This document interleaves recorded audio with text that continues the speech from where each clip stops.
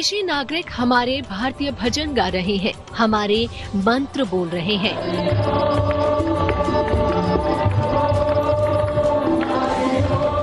ये विदेशी हमारी महान सनातन परंपरा में झूम रहे हैं। वर्स में सोल की इटर्नल नेचर को एस्टैब्लिश किया गया है, यानी श्री कृष्णा का कहना है कि सोल हमेशा मौजूद है और जन्म और मौत से परे है। Within Sanatana Dharma, and I think that in itself is very liberating for a lot of people to come out of that. I think वो कितने खुश हैं जैसे उनको आजादी मिल गई हो। उनके खुशी के अंदर उनके चेहरे से साफ पता चल रहा है कि कितने खुश नजर आ रहे हैं। I left Christianity to become a Hindu. Power है कि वो इंसान को प्योर, एलिवेटेड, लिबरेटेड और खुदा के साथ यूनाइट कर सकती है, इसीलिए ये बहुत सबलाइम और प्योर है। लेकिन यहाँ पर दो तरह की नॉलेज समझना जरूरी है। जिसको जिस धर्म में अच्छा लगता है वो उसी में चला जाता है। बिल्कुल। So I began to see and then read books like the Bhagavad Gita. I began to see that in the Vedic Hindu version of this story, the Supreme Being came to earth as a नास्तिक था, किसी खुदा को नहीं मानता था। तो उस शख्स हॉस्पिटल में बच्चा जब उसका बीमार था तो वहाँ पे प्रे के लिए जगह भी बनी हुई थी, तो वहाँ वो चला गया था। तो जब वहाँ उसने बड़ी रो रो के दुआएं की, बच्चा बिल्कुल ही उसका ना बचने की उम्मीद नहीं थी, तो फिर उसके बाद उसे एहसास रैंडमली चलती रही, नेगेटिविटी की तरफ जाती रही, तो ये इंसान को एक फेलियर बना देती हैं। अब आप देखें कि आजकल की जो मॉडर्न सेल्फ हेल्प या पर्सनालिटी डेवलपमेंट बुक्स हैं, उन सब में यही बात की जाती है। नमस्कार दोस्तों, भारतीय सभ्यता संस्कृति बहुत मजबूत है और जो विदेशी ही नहीं, जो बल्कि भारत में जो लोग हैं जो कन्वर्ट हो जाते हैं, जैसे कि इस वीडियो में आप देख रहे हैं, नन है जो कन्वर्ट हो गई होंगी कभी क्रिश्चियनिटी में, इन्हें भी जब मौका मिलता है तो ये भी भजन कीर्तन करना शुरू कर देती हैं। तो यही भारतीय सभ्यता संस्कृति की एक ताकत है। पाकिस्तान में इस समय भागवत गीता बहुत ज़्यादा मशहूर हो रही है। बहुत से पाकिस्तानियों ने उसे पढ़ना और समझना शुरू कर दिया है, और ये सब देख के एक जो वर्ग है पाकिस्तानियों में, मूल लोग, वो पूरी तरह से शॉक हो जाता है कि किस तरह से ये लोग भारतीय सभ्यता संस्कृति के साथ जुड़ते जा रहे हैं। अब इस वीडियो में हम देखेंगे कि इस तरह से जो नन हैं ये एकदम से कीर्तन करना शुरू कर देती हैं ट्रेन में, और इस एक तरफ ये लौटने की कोशिश करती है अपनी जड़ों की तरफ, यानी कि घर वापसी। अब ये चीज़ें हैं जो लोग मजबूरी में या किसी वजह से कन्वर्ट हो जाते हैं, फिर उनका जो आकर्षण है भारतीय सभ्यता संस्कृति की तरफ वो कभी ख़त्म नहीं होता है। जब मौका उन्हें मिलता है तो वो वापस आ जाते हैं और लौटना चाहते हैं। आप इस सब के बारे में क्या सोचते हैं कमेंट बॉक्स में ज़रूर लिखिएगा। वीडियो अच्छा लगे तो लाइक करें, शेयर करें, चैनल को सब्सक्राइब करना ना भूलें और बेल का आइकन प्रेस कर दें लेटेस्ट नोटिफिकेशन के लिए। आइए आगे बढ़ते हैं इस वीडियो में। Does it ever cease to be? The soul is without birth, eternal, immortal and ageless. It is not destroyed when the body is destroyed. इस वर्स में सोल की इटर्नल नेचर को एस्टैब्लिश किया गया है, यानी श्री कृष्णा का कहना है कि सोल हमेशा मौजूद है और जन्म और मौत से परे है। जिस प्रोसेस को हम डेथ कहते हैं वो सिर्फ बॉडी की डिस्ट्रक्शन है, सोल की नहीं। और ये कॉन्सेप्ट वेदास में बार बार एम्फेसाइज किया गया है। नॉलेज के बारे में भी गीता जबरदस्त बात करती है। यह है चैप्टर 4 वर्स नंबर 38। क्या खूबसूरत बात है। In this world there is nothing as purifying as divine knowledge. One who has attained purity of mind through prolonged practice of yoga receive such knowledge within the heart in due course of time। यानी कि knowledge में ये power है कि वो इंसान को pure, elevated, liberated और खुदा के साथ यूनाइट कर सकती है, इसीलिए ये बहुत सबलाइम और प्योर है। लेकिन यहाँ पर दो तरह की नॉलेज समझना जरूरी है। पहली है थियोरेटिकल इंफॉर्मेशन और दूसरी प्रैक्टिकल रियलाइजेशन। एक तरह की नॉलेज वो है जो हम शास्त्र पढ़कर या गुरु से सुनकर हासिल करते हैं। ये सिर्फ थ्योरी है और अपने आप में काफी नहीं। ये बिल्कुल उस शख्स की तरह है जो कुक बुक याद कर लेता है लेकिन कभी किचन में एंटर नहीं करता। जब कोई इंसान थ्योरी के मुताबिक साधना करता है तो इससे माइंड की प्यूरिफिकेशन होती है। फिर इंसान को अंदर से सेल्फ की असल नेचर और गॉड के साथ उसका रिलेशन समझ आता है। इस तरीके से नॉलेज सिर्फ अंडरस्टैंडिंग तक लिमिटेड नहीं रहती, बल्कि ये इंसान को एक्शन के जरिए स्पिरिचुअली लिबरेट और एलिवेट करती है। गीता में साइकोलॉजिकल कॉन्सेप्ट्स के बारे में भी कमाल बात की गई है। यह है chapter 6 verse number 5। Elevate yourself through the power of your mind and not degrade yourself, for the mind can be the friend and also enemy of the self।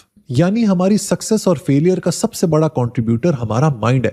अगर हमने अपने जहन को, अपनी साइकोलॉजी को कंट्रोल कर लिया, अपनी थॉट्स को कंट्रोल कर लिया, they will contribute towards our success। और अगर यही थॉट्स रैंडमली चलती रहीं, नेगेटिविटी की तरफ जाती रहीं, तो ये इंसान को एक फेलियर बना देती हैं। अब आप देखें कि आजकल की जो मॉडर्न सेल्फ हेल्प या पर्सनालिटी डेवलपमेंट बुक्स हैं, उन सब में यही बात की जाती है। जो गीता में हजारों साल पहले लिख दी गई है। इसीलिए श्री कृष्णा हमें और अर्जुन को ये बात सिखाते हैं कि अपनी सोच को पॉजिटिवली इस्तेमाल करो ताकि अपने अंदर हिडन पोटेंशियल को अनलॉक कर सको। Chapter 6 verse number 7, the yogis who have conquered the mind rise above the dualities of cold and heat, joy and sorrow and honour and dishonour. Such yogis remain peaceful and steadfast in their devotion to God. यहां भी ये बात की जा रही है कि जो शख्स अपने माइंड को कंट्रोल कर लेता है, अपनी सोच को कंट्रोल कर लेता है, उसे डिसिप्लिन कर लेता है, वो जिंदगी की हर परेशानी से ऊपर चला जाता है। लेकिन दोस्तों YouTube पर यह बात कहनी आसान है कि भाई अपने माइंड को कंट्रोल करो, अपनी थॉट्स को डिसिप्लिन करो। इसीलिए अर्जुन एक आम आदमी को रिप्रेजेंट करते हुए लॉर्ड कृष्णा से कुछ ये कहता है। यह है chapter 6 verse number 33। The system of yoga that you have described appears unpractical and unattainable to me due to the restless mind. यानी कि मेरा माइंड इतना रेस्टलेस है, उसमें इतनी सारी रैंडम थॉट्स हैं कि जिस तरह का सिस्टम आप प्रिस्क्राइब कर रहे हैं वो मेरे लिए अचीव करना पॉसिबल ही नहीं है। वर्स नंबर 34 में अर्जुन कुछ ये कहता है, The mind is very restless, turbulent, strong and obstinate, O Krishna. It appears to me it is more difficult to control than the wind. इसके जवाब में श्री कृष्णा क्या खूबसूरत बात करते हैं। ये है chapter 6 verse number 35। What you say is correct.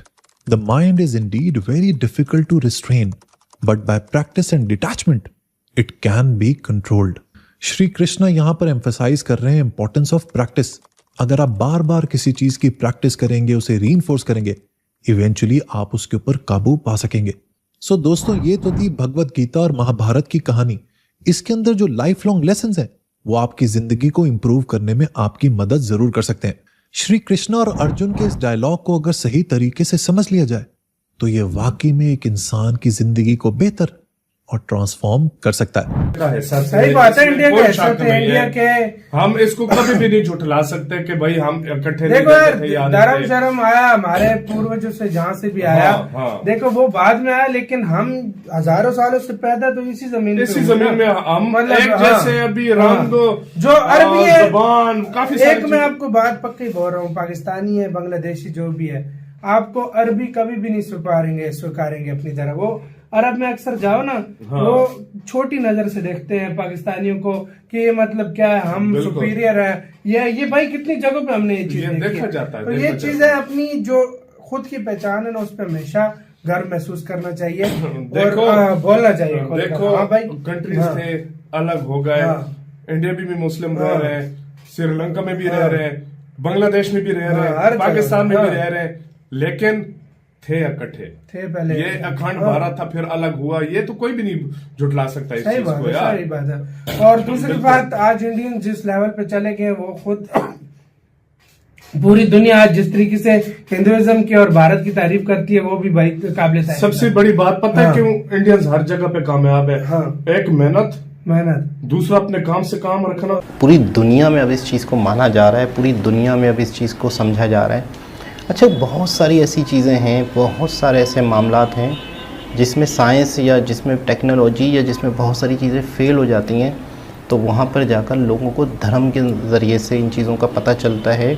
तो अब बहुत सारे ऐसे लोग हैं। मैंने एक बंदे के कोई वीडियो सुनी थी कि एक बंदा नास्तिक था, किसी खुदा को नहीं मानता था।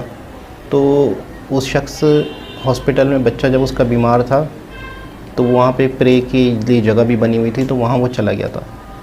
तो जब वहाँ उसने बड़ी रो रो के दुआएं की, बच्चा बिल्कुल ही उसका ना बचने की उम्मीद नहीं थी। तो फिर उसके बाद उसे एहसास हुआ, जब उसका बच्चा सही हुआ तो उसे एहसास हुआ कि नहीं, कोई हस्ती, कोई ऐसी चीज़ दुनिया में मौजूद है कि जो निज़ाम चला रही है। आप नोट करें कि कभी भी अपना कोई भी ऐसी चीज़ या कोई ऐसी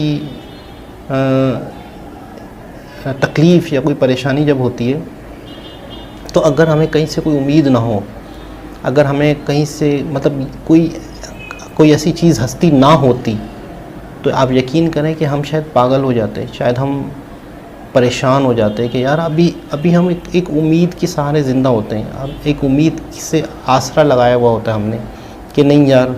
और प्रैक्टिकल करना, इबादत करना, प्रैक्टिकल होना, पूजा करना, ये आपको कहीं ना कहीं एक चीज़ से जोड़ता है, कहीं ना कहीं आपको एक फॉलोवर बनाता है कि आप इसको मानते हो, ये आपकी परेशानी, आपकी चीज़ों को, आपकी तकलीफ़ों को दूर करेगा, ये आपके साथ जुड़ गया है, जो पूरी दुनिया बनाने वाला है, सब कुछ करने वाला है, वो आपके साथ है, तो आपको, मुझे ऐसा लगता है कि शायद आपको बहुत बड़ी उम्मीद, अच्छा जब आपको उम्मीद, सहारा, आसरा होता है तो आप तकलीफ़ों से खुद निकलते हो, निकलते आप खुद हो, निकालने वाला है बेशक है, लेकिन निकलते आप खुद हो। आपको एक आसरा चाहिए होता है, आपको एक उम्मीद चाहिए होती है। तो मुझे ऐसा लगता है कि धर्म पे यकीन करना, एक यूँ समझ लो एक भगवान को मानना, एक खुदा को मानना, आपकी बहुत सारी तकलीफ़ों को दूर करता है, आपकी बहुत सारी परेशानियों को दूर करता है, आपकी ज़िंदगी को बहुत बेहतर बनाता है, आपकी ज़िंदगी में डिसिप्लिन लाता है, आपको सही और गलत की तमीज़ सिखाता है, आपके अंदर एक खौफ पैदा करता है, गलत करने से पहले आप खौफज़दा रहते हैं कि नहीं यार कोई है। तो मुझे ऐसा लगता है कि ये ज़रूरी है कि आपको कहीं ना कहीं एक हस्ती पे यकीन रखना, कहीं ना कहीं आपको एक एहसास